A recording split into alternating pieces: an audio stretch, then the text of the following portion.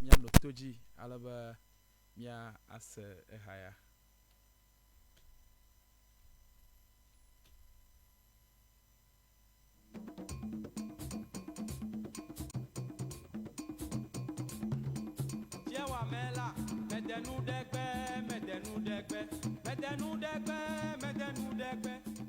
Yo, abale taplachi, miakata mienya na mieje na no so so kude taplachi so de pe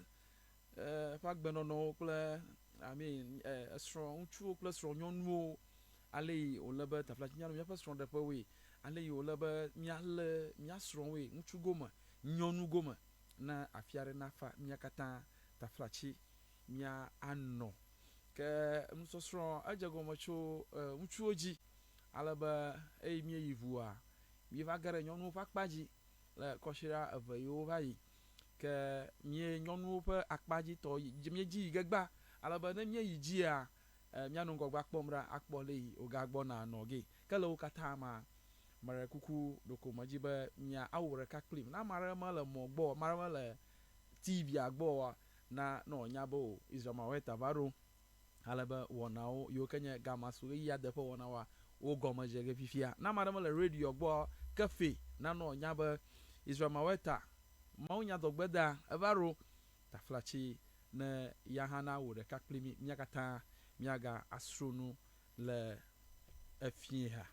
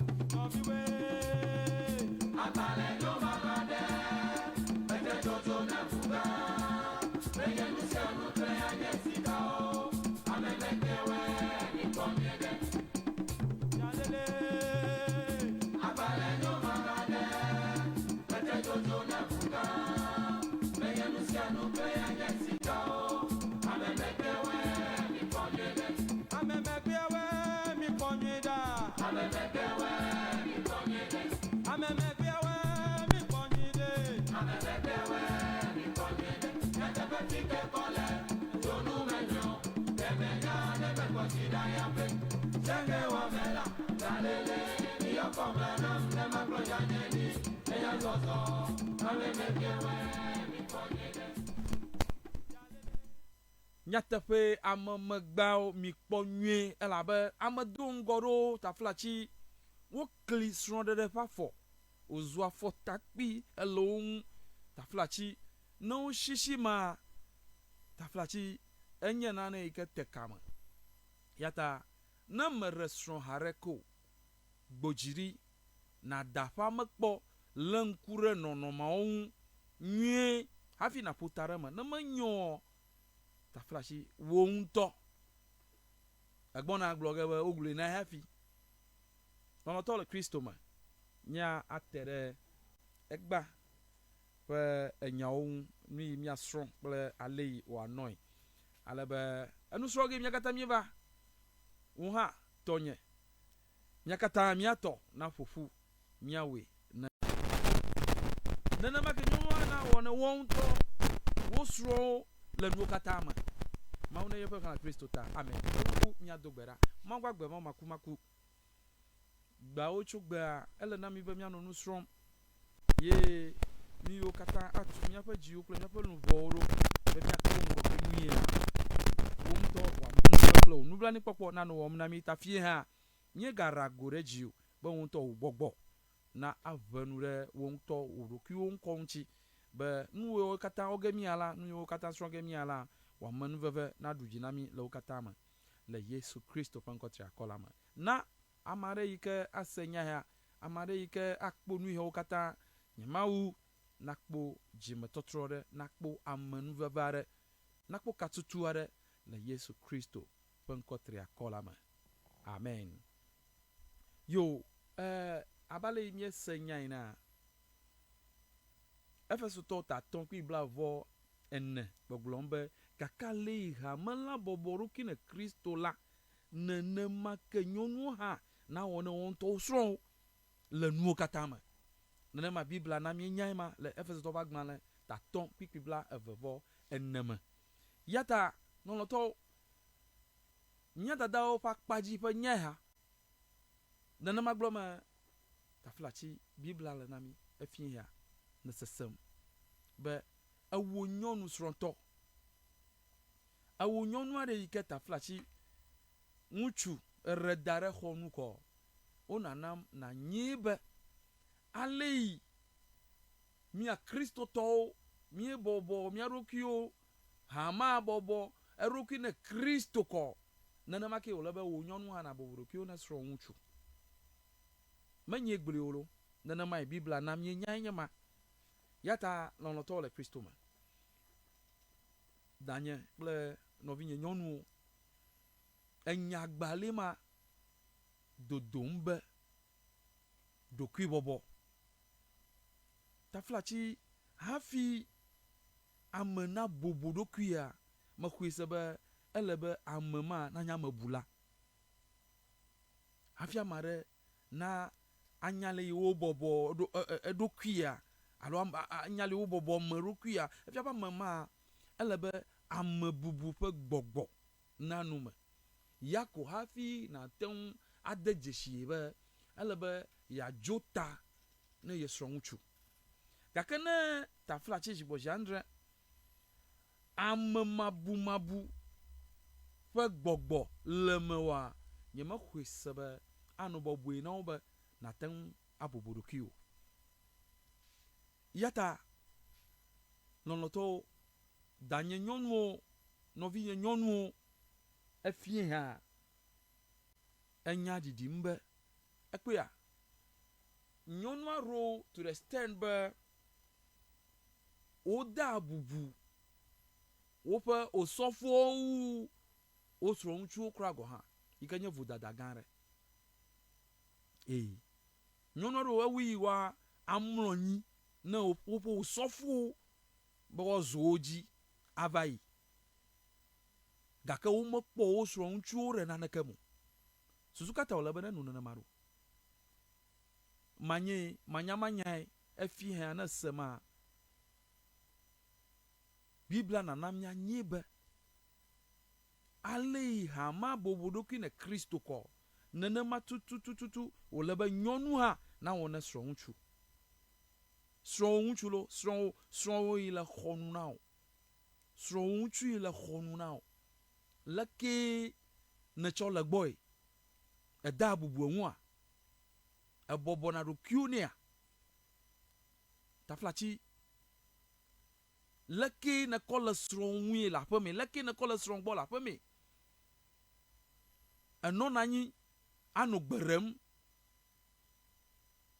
afo ire to dupia na ko ri avinam ko jama la klonji vinam afo ni de tajire klonji maraku tuinam I mean no mama fu me vire yele mo na chola chofele ya bubu madame fe gbogbo ma yele mo na chola chofele ya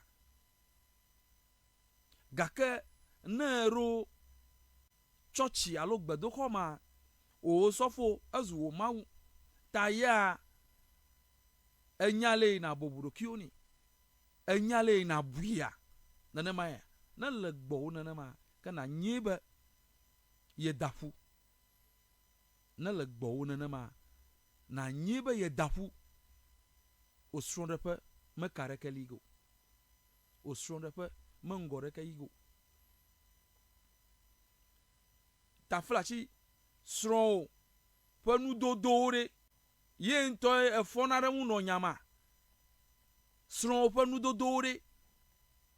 alo edoni choto hakpenare mu be ya ne nyana ya ne taflachi amabubu melemo nyama khwesebe edoyo do motore ka anya no kaka na iroku oboboge ne sron abale yi bibla na nyanya no wo doda shi abe nyonu la famere yenye ka ejeshia enyia enyale yola nenye be awo nyonu esronto ne renu ne sron ovo ale yo ro plan re enyia enyale yo ro plan akpa yo lebe dechia na no akpa yo lebe akpla na no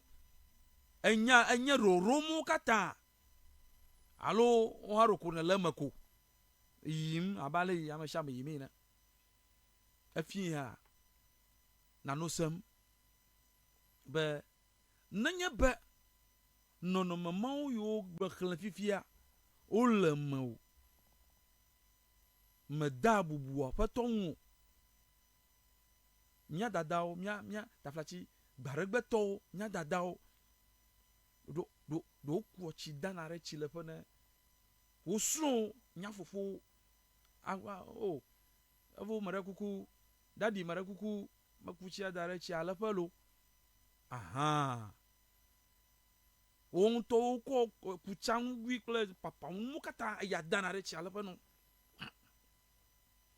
gake egba ɖe leke wòle gbɔwoe abe srɔ̃ nyɔnui ene leke wòle gbɔwoe srɔ̃wo gbɔna tso dɔme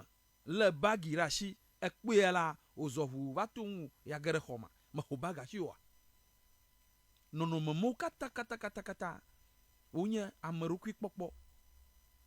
ƒe nɔnɔme yi ke mawɔe gbiɖibiɖibiɖi be nade bubu aɖeke srɔ̃ ŋu kaka ayi ɖokuiwò bɔbɔ ge ne o efia nanu sem ne tɔwoe nye be nabla anɔ kɔsiɖa lalam ne kɔsiɖa na ɖo ɖe nabe ya yi ɖe tsɔtsi ayanɔ keŋdze tsɔ me tsɔtsia ayanɔ nugbɔ me tsɔtsia be mogakpɔ nu evɔ taflatsi wɔƒe me merɔro nanyi be asi gbɔna kage egbɔna asi dege nu me nanyi be gbeɖeka asi kage onuwɔnawo gbɔna hege ɖe go ye wo ŋutɔ gbɔna eƒe vevese ge elabe ŋutsui le xɔnu ne wo me bubum o ɖi ŋutsui le xɔnu me kpɔkpɔm ɖe naneke me o ɖi taflatsi ne eva bui vɔ ɖi hafi nene gbɔna anya ge be ye bunu vevi aɖe yata lɔlɔ̃tɔwo le Kristo me mía dadawo mía nɔvi nyɔnuwo enya gbɔgblɔm be gakale hama bɔbɔ ɖokui ne Kristo la nenema ke nyɔnuwo hã na wɔ ne wɔ ŋutɔ wosrɔ̃ le nuwo katã me wobe le nuwo katã me lo nenema Biblia gblɔ ma wobe le nuwo katã me abale megble fia ene leke ne tsɔ ɖɔ kplɔ ne srɔ̃ ne taflatsi rera nuwo vɔ kɔ afɔ nuwo da ɖe anyivo efo yewɔlo alo dadi amin bubu aɖeke madame ŋutɔe sorry bubu aɖeke madame ŋutɔe nɔnɔme mɔwo katã na nyi be ŋutsua hã dzesi dem o yata nenye be oyi ɖe afi aɖe koko kasia wode bubu tɔxɛ mɔwo ƒomevi aɖe ŋua ne yewo susu trɔ gava bu fɔm aɖeke o gabu fɔm aɖeke o he na bu fɔ wo ŋutɔ ɖokui o elabe wɔme mabu wòɖeke matsɔ le mi ɖokui mabɔ ye etutu wo da fi o le be nanɔ mía dadawo kple mía nɔvi nyɔnuwo egba srɔ̃ɖeƒewo tɔtɔ keŋ srɔ̃ɖeƒe ƒe nyawo wonye taɖui srɔ̃ɖeƒe ƒe nyawo wonye nane yi ke yevuwo be you can imagine ale srɔ̃ɖeƒewo gbegblẽ ma gbadrie amewo ɖi kɔsiɖa ɖeka ko kplo case close kɔsiɖa eve kplo dziŋu ɖeka tɔ̃ kplo ƒe ɖeka kplo va se ɖe kayi nɔvi nye nyɔnuwo vodada wɔna geɖe aɖewo wotsɔ vovietɔ wotsɔ nyɔnu aɖewo gbɔ yiwoe be woƒe atsuƒewo egblẽ kɔ ɖi kekekeŋ efia Biblia nu xlɔm o be na bubu ɖokuiwo ne srɔ̃ ŋutsu Biblia nanam na nye be ɖi ele be na bobo ɖokuiwo ne srɔ̃ ŋutsu na dzota ne srɔ̃ ŋutsu srɔ̃ gblɔna ɖeka ne gblɔ me bla tɔ̃ be nutsi le ta ŋu na ye wɔ nyɔnu aɖewo woƒe nutsi le ale gbegbe be ne be yewo nu ƒo ge fia no be yewo nu ƒo ge fia ne kpo teƒea o ɖe journalist wo me naneke wɔm o ɖe nyɔnu aɖewo ɖe mebe nyɔnu aɖewo me nyɔnu katã ƒe nya gblɔm nyɔnu aɖewo wo ŋutɔ wonye wo ɖokuiwo kaka oglo reka oglo meton kaka glo to eglo me wo aw ne no me malemo osrorepe mengo yigo moja fiare ko segola wa mabu pe gbogboma ikelemo me lona be asaranwu me lona be ya honu koklo na nyibe taflachi osronde da mengo yigo ne leja vua bereka na nchu ma gaten va doji o ko afima ogbon na furega na wole nyema yata nono to no vi nyonu da nyonu mara kuku mina mia sro ya be bibla be mia bobo mia rokio ne mia nto mia sro nyonu pe nyama na ma bibla glo nyama mia bobo mia rokio ne mia nto mia sro le faso to ta ton bibla vo enne afima tutu nyale nyama fima nyale nyama mia bobo mia rokio ne mia nto mia sro akoma nchuaro lia na wo mro nvua o iga no ji adon vuga ke never rofiera eji amaga nya gbo na adogo afima enu ba chakana le nyama enu ba gblena le nyama yata afie ha na nkonye sema marekuku jagbagba na troll no mama jagbagba na troll no mama na ekpo edejeshi nane yike efurem na osronde pe ta flachi ike manye wo vodada o de ma nye sron unchu apa vodada re monuli to gbedodora ma yehowa ma unto khoba ma ona na ma unto magako anuchirota na kpo kofi na kpo kobla na kpo ma na kpo yawo no senaira ega wolelo ega awo awu nyonu ele be na nyale wo do gberai na nye be yi seso tu le wo sronde pe na nyale na gere wo khochichi hogoglo ajekulo afavide mawu yehowa mawu to na kwaba ya awo na o kakamenye taflachi na no anuchi chamkan anu yin ba ma shama na sebo ala yesro le nye yi ala nu yesro ga we nye awo na omne ma anu ogblem reji gere wo khochichi hogoglo gere wo hogama na favide mawu na dogbera na mawu na no sro wo sabamne ndi ndo plefie na kpera be nuka hoge mawu ala na kpera be nka hoge mawu ala nchoro holia o vori ale gbegbebe o ponu wona o zu tadu ne wo sro nyonu gake mi egulu nchu to gere ba yihota yema ga igere ya mafu nyonu mi atoji mi legba mi nyonu ro to han ba glo nya nyonu ro to han ba glo ale gbegbebe awo nya fo nyo ba rega bieto efie ha na nkonye sem no mo yo kata maglofia le mo mara kuku tro na fiare na fa na mi anosia na menye nene mo na te fa ba vujedo ala fi na tarugia ma nyawo fi na tarugia ma nyawo yata tro le no mo vomo kata ma peto pa man ve klepe nu blani popo na gbugbo enu fia mi kata be mi ape no mo mi cholesterol de po we zu tadu na mi asro nchu zu tadu de nyonu ha ye wo ma una be mi anu atro mi dale no mo kata ma apeto pa man ve na dinami le Christopher nkoma amen yo lo to mi adogbara apafia kle jirula ga nyere kuku do kwibo boto iba nui na ga chodare mi ankuma efie nu mi le un egba kure alei nyonu na bobodo kwi na sro nchu a o yehowa nuka mi atan wala nu ya na o yehowa ma fa gbogbo ma don se mi otamade kuku efie ha ba o gbogbo na don se mi akata ba mi acho bubu ikeje na mi anu le mi afa sro de po ba mi akpo munti fafa le sro de po ngoyi na va le Kristo ta amen yo no vinyo mi gegegere kapupu agbo ma jijio mi gegegere kapupu agbo ta na no klalo kapuji shi anya 0596429746 0596429746 nyaga siake 0596429746 na afukana nyakata nyasrunu nyakata nyakhulunu nyanu nyakata taflachi nuyi miawo be mia akpongore ayia nyakata mia rora une mia nwewo nyawe le doji nyawe do nkakaka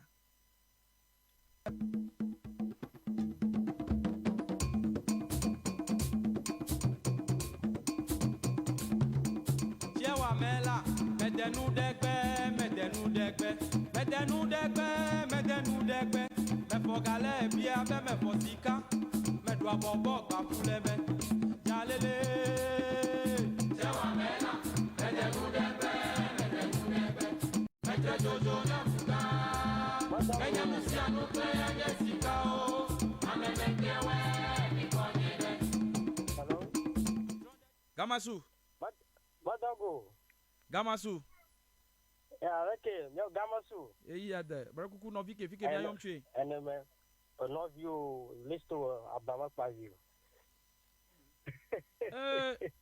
abama pavio ago leke afora gbe na ma ela ha fono wa ma fon la leke afamali nwia afamali nyire la madak pe na ma brakuku nyake la shonami au enyala ka fumali fu enyo kataka na gosia mauso janto na pichino kakaka amen enya kataka kumana blo na na kama la chireko na te bifia na magaje chafumo kana na kwa kwa tope tanya no ju nyon viwo anya bo ko ju borai na mara kama do na shiji be jo ro poju ta le chiji apa ajo shiji ame jo ko eshimo lamu opo ilamu ta enya so tu ya ma baka o yen na apela tanto biya we dokata wo abagba yo mo po cheji jo mo nto akpe yo amana nyolo yo ago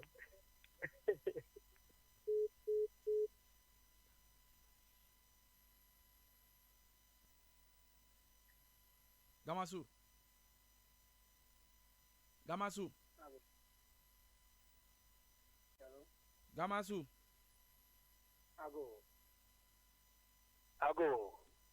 Gamasu Braku no fike mi amtwe oye mecho angola fia nyingba Braku unkore yanko bisas ya kebo Braku je metsan konyu ona ma ba bisas ya kebo Braku nyake la shona mi abamya maga mi enkosem yo ya yo amabubu la kamanami Gamasu hello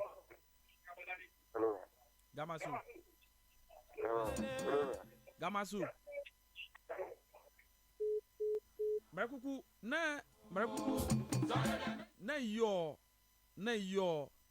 na bobo radio rema alo na bobo TV rema magabe ya no yenkosem le radio alo TV agio to kukure de garama na nyeba amosu gbore kama afi nonomo yi menana ma egbona fureganami ta nyegbona ashida gareji na ma to kukure de ma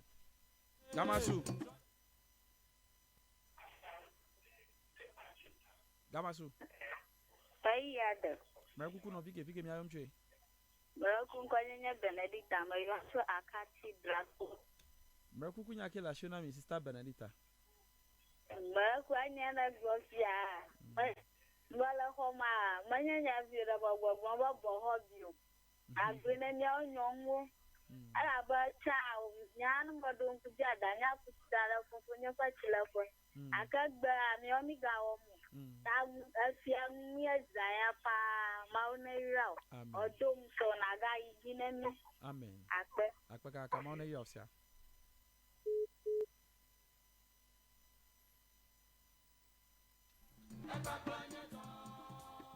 Akama klache yego Igie me pe bibi sese Me diesron woji eji na mo Gamasu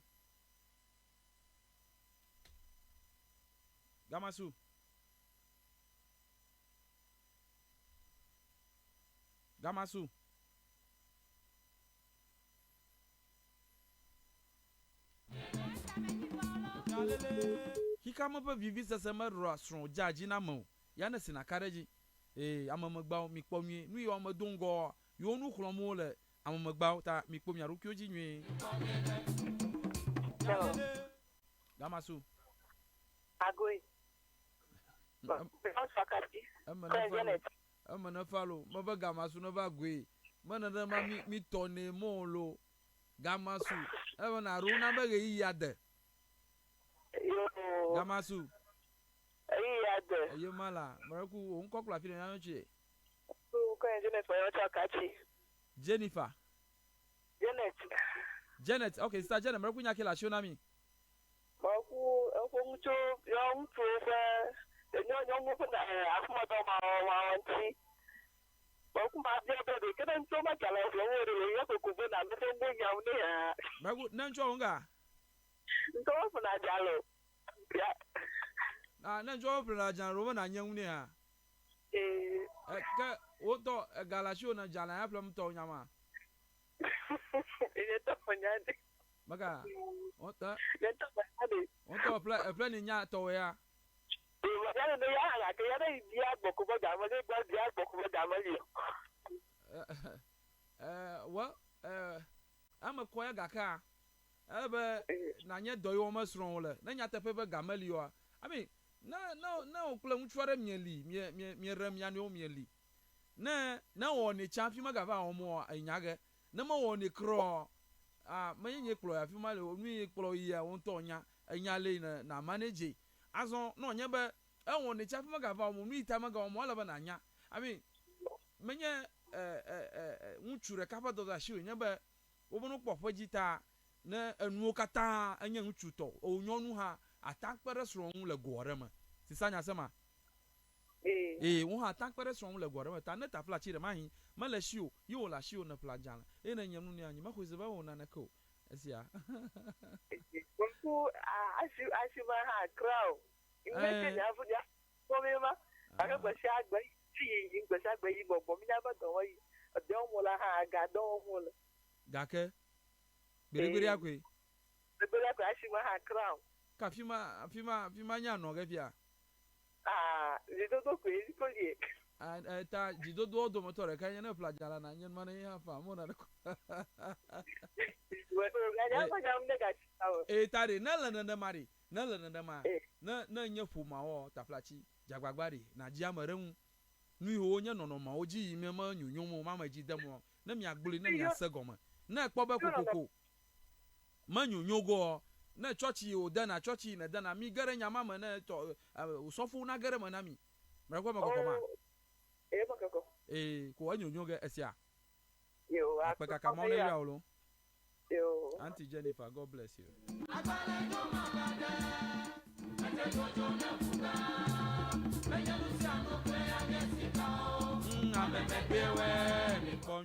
Gamasu. Ayada. Marakuku, won kokla film yan hwe. Ku yan kwanya likam. Alikam cho. Yan to ma fi agbedrafo. Okay, agbedrafo. Marakuku nya kela shio na mi. Ofisia o jemian. Akpe. Makale jibe jema wan. Amen. Danga na nojida. Amen. Akpe kaka. Kama one yosia. Nyata fike kole jonu menyo edemenya ne me kotida yape cheke wa mela dalele mi yokomra nam ne maklo ya yeni ne yazozo ameme kwewe mi konida Gamasu. Aha, marakuku no fike bia ntwe. No view abaga trogbo. Pagba view. Ago. Lako lagbo we. Boga kude. Ogbak mo to program anto ma jaba re kaye na jara go ha. Program ajana go mo kura shi akura ga defie da shi na ga andre. Okay. Bale ma gite pa ba no ta. Oh, okay. Me je manye tama pun ko ma ta shi pun. Akpe. Yo, ma na ida to go santo. Amen. Ma na yo ha. Apagba view.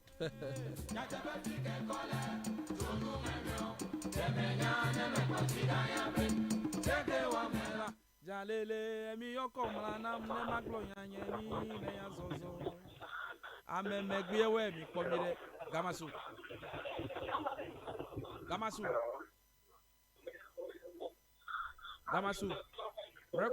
Mreku unko kwa fine mi ayonche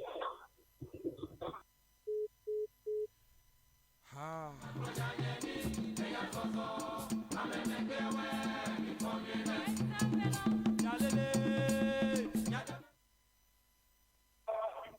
gamasu mabana yori ena yori eju radio alo tv agbola nke o memyele ha oh mabana yo eno maga no shishi afi na be afon na mula oh mi efuram na mlo oh no fi gbogbo le kajiko na gere ma na ba no yi igba na mi pleton ma le fine ori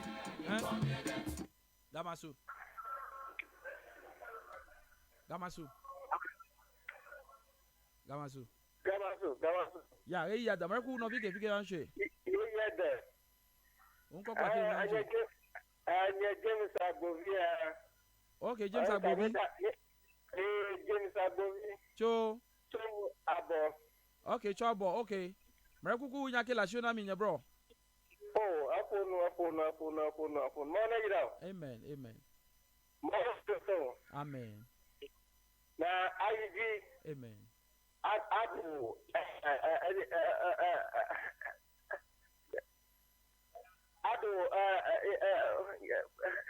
Maudu koro amen alenya to no so bame alenya to anu miaruki apu miaruki na miawo so do ko ya amen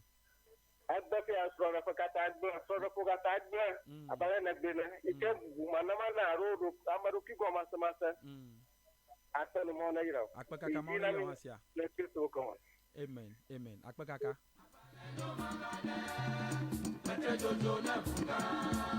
menye nusia no pe agesika o amemegbewe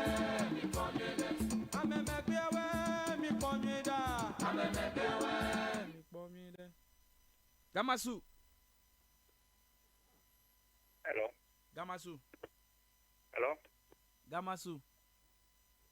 hello yo marakuku hello marakuku onko kla fine mi ayunche hello marakuku le miapa programma fa yo nua na yo alaba na ba Gamasu ma ba yi ade alo na nye dongo adogbe oba Gamasu na ron na ba yi ade programma onko enyema ta le yo pa ona o ma nana mai mi woni ma remahi amaro wa gbe nshigbanto ogamre kamata nye makwe na overview kaka na yo de na ba Gamasu ma ba yi ade alo na nye dongo ba Gamasu na ron na ba yi ade Gamasu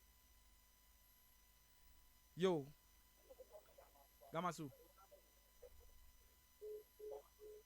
eyade marakuku wonko kla fine mi amche eyade marakuku wonko kla fine mi ayomche wonko nya Joseph Ashidi marakuku chofika Joseph Ashidi chodukama nacho avanopama okay marakuku nya kila shonami Marakuro tunagobya acho programa gani mwenye jabu na kai no kanta marakuku mi woni kura shi akura gadan afie da shi na gandran okay akpakaka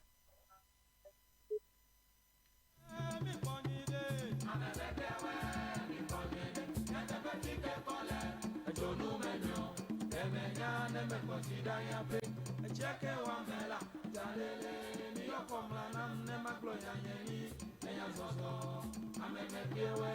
mi konyede Gamasu